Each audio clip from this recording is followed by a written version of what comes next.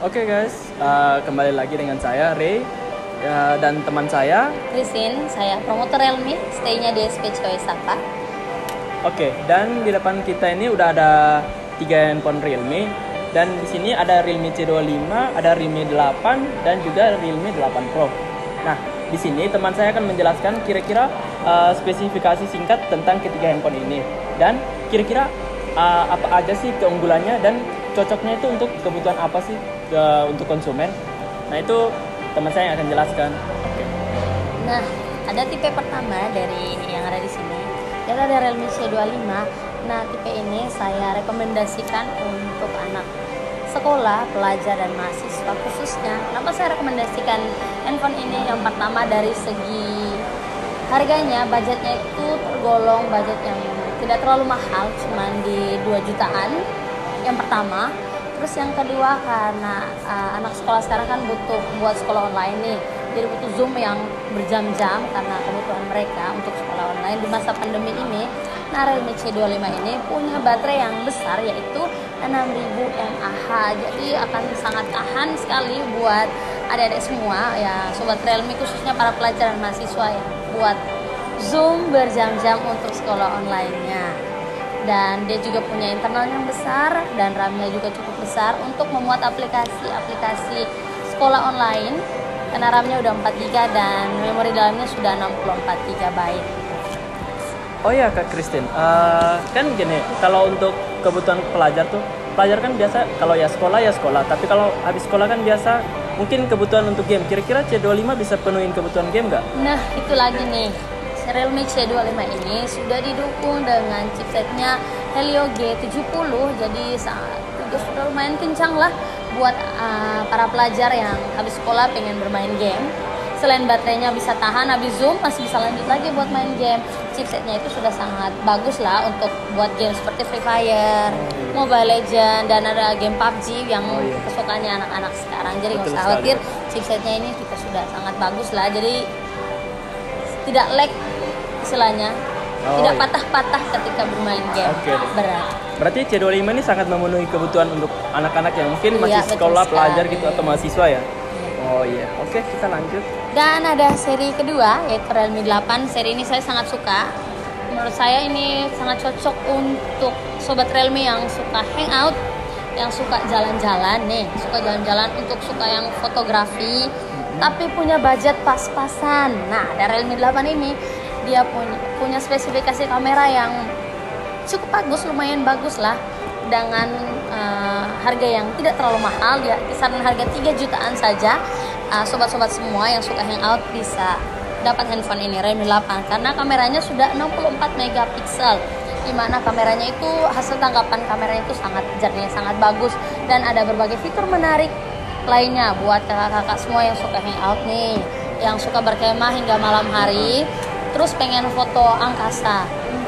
Ada mode bintangnya di sini di handphone Realme 8 ini. Jadi di Realme 8 ini ada mode steady mode-nya ketika semua yang suka hangout yang lagi kemah di malam hari.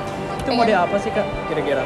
Steady mode, mode bintang. Mode bintang. Oh iya. Jadi itu akan sangat bagus ketika foto langit di malam hari. Jadi dia akan menonjolkan bintangnya, terus langitnya itu akan lebih sedikit dark, jadi kayak lebih estetikanya tuh lebih ada ketika di foto, hasil gambarnya itu lebih bagus.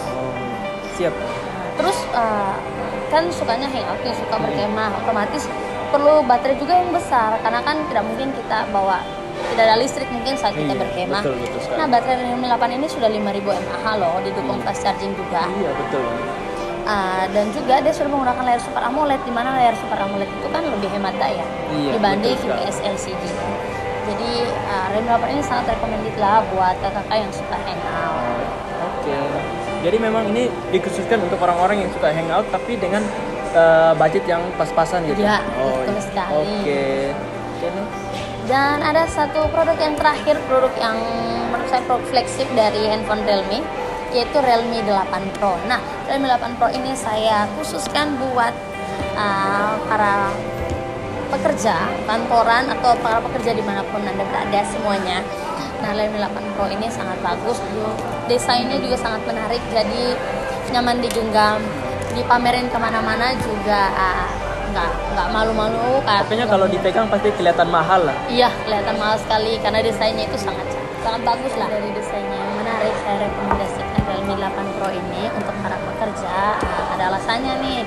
Yang pertama, selain Realme 8 Pro ini sudah mencakup dua handphone sebelumnya, C25 dan Realme 8. Oh iya. Gitu. Selain dia bisa dari baterainya juga sudah besar, 4500 mAh. Iya.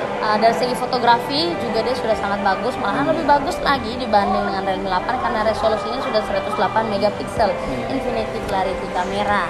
Oh iya kak, saya juga mau tanya. Jadi gini, di tahun 2021 kan ya oke lah baterai 4500. Tapi kan ini di tahun 2021 kira-kira apa sih kalau baterai 4500 tuh kira-kira pengecasannya tuh berapa watt sih kak?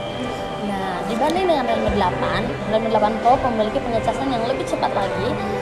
Sudah 50 watt super dari charging. Jadi untuk kakak-kakak semua yang bekerja, biasanya udah pulang malam capek, lupa ngecas handphone, terus di pagi hari bangun mau siap lagi ke kantor atau pergi bekerja, tapi handphonenya lowbat, baterainya kosong. Tinggal dicas, ditinggal pergi mandi, pergi siap-siap lah buat pergi kerja. Pas mau jalan, handphonenya sudah hampir terisi penuh karena dia cuma membutuhkan waktu 17 menit dari kondisi baterai 0 sampai 50% itu cuma makan waktu 17 menit aja? Iya, karena pengecasannya sudah sangat cepat. Terus kira-kira kalau kayak untuk orang kerjaan ya oke lah. Kita ngomongnya gini, kalau untuk orang kerjaan kan udah mencakup Realme C25 sama Realme 8. Jadi udah bisa dipakai untuk main game, udah bisa dipakai untuk foto-foto. Kira-kira apa sih yang membuat handphone itu menjadi flagship? Istilah gini, apa sih yang membedakan Realme 8 Pro dari kedua handphone sebelumnya kak? Ada dong, tentunya ada. Sehingga handphone ini dinamakan flagship dan harganya juga kan lebih sedikit mahal dibanding Realme 8. Iya. Karena yang pertama dia sudah ada fitur NFC-nya. Oh, ada sudah NFC. dukung NFC juga buat yang bekerja. Terus sudah support 5G. Jadi kalau nanti suatu saat 5G udah masuk ke sini, khususnya ke NTT nih, Iya. ke tempatnya kita pulang.